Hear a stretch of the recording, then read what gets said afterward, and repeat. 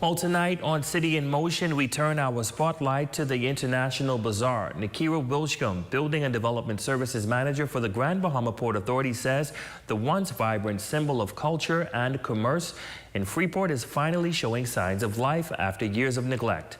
And a new agreement between the government and the GBPA could clear the way for its long-awaited redevelopment.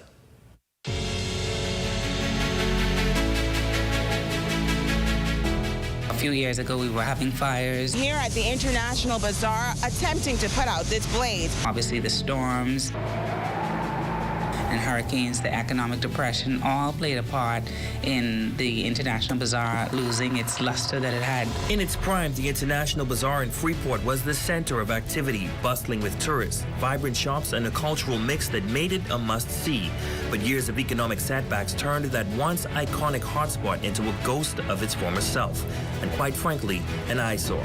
But there's been a major shift, and it's one many have been waiting on. We were pleased to get in there and to tear down some of those buildings, which became a constant reminder of the dilapidated state.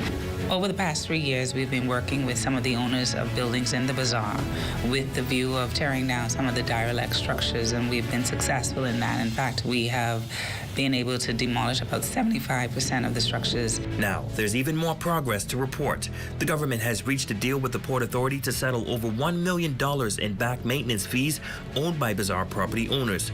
That agreement clears a major hurdle, opening the door for the rebirth of the bazaar site.